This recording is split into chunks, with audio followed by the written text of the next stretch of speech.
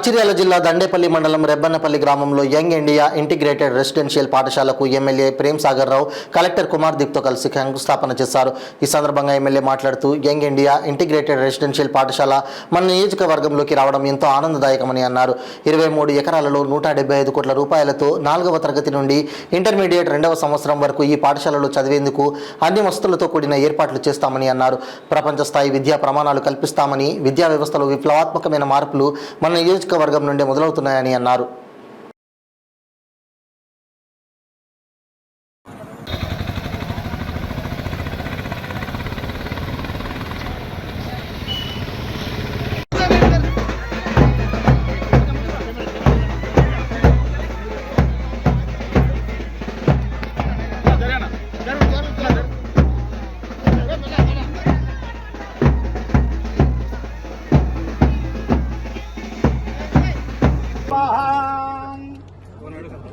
ओम अहम करिष्ये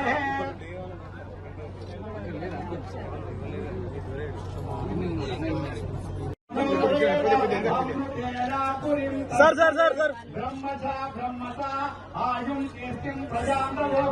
MLA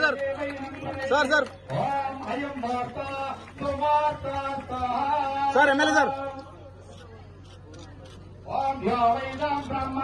integrated residential school భూమి పూజోత్సవం విచ్చేసినటువంటి ఆశీర్ష జనానందరికి స్వాగతం తెలియజేస్తూ మరొక చిన్నారుల యొక్క నృత్యంతో ఈ సభను ఆలోచించడానికి వేదికమైకి రావాల్సిందిగా కోరుతాను. దానికి సంబంధించిన సాంగ్ రెడీగా ఉంచండి.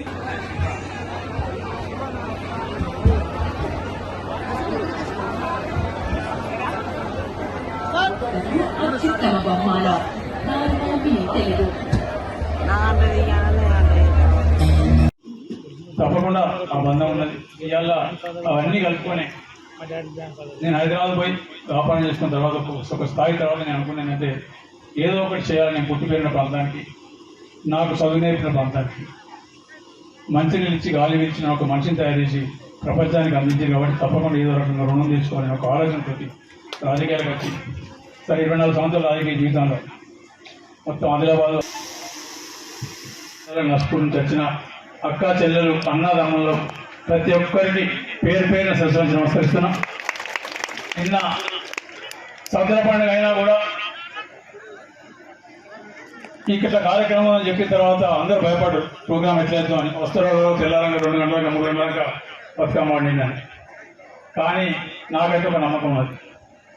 ఈ గడిచిన 10 సంవత్సరాల నుంచి అది 500 మంది ప్రోగ్రాం కానివ్వండి, 2 లక్షల ప్రోగ్రాం కానివ్వండి, ఏ ప్రోగ్రాం ఈ రోజు తీసుకున్నా కూడా ఇంతవరకు ఈ 24 సంవత్సరాల రాజకీయ చరిత్ర ఎక్కడ కూడా మీటింగ్ ఫెయిల్ కాదు. 500 అయినది 2 లక్షల మీటింగ్ అయింది.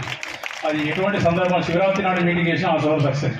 కాబట్టి మీ అందరి మీద నమ్మకం ఉంది, మీ అందరి కుటుంబ సభ్యులకి చూసుకుంటారు. కాబట్టి ఖచ్చితంగా ప్రోగ్రాం విజయవంతమైందని మొన్న హైదరాబాద్ నుంచి బయలుదేరి వచ్చినప్పుడు చెప్పిన.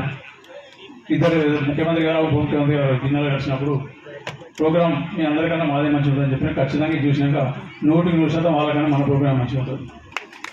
దాంతోపాటు ఈ కార్యక్రమానికి సహకరించిన ప్రత్యేకంగా ఇప్పుడు యూత్ పాపులేషన్ దాదాపు 40% కంటే ఎక్కువ ఉంటాయి.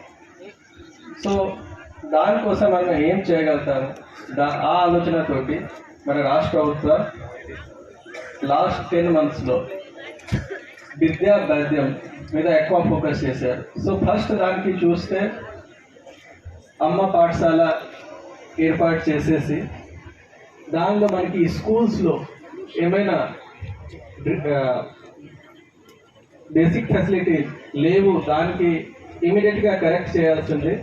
కి బిల్డింగ్ తీసుకుంటున్నాము, ఏమైనా మనం రెంట్కి బిల్డింగ్ తీసుకుంటున్నాము, ఆ స్కూల్ కోసం ఆ బిల్డింగ్ సూటబుల్గా ఉండదు. కానీ ఆ టెంపరీ అరేంజ్మెంట్ లాగా చేస్తాం. కానీ ఆ టెంపరీ అరేంజ్మెంట్ ఎప్పుడైనా పర్మనెంట్ అయితే మళ్ళీ ఆ ఫెసిలిటీ మంచిగా ఉండదు.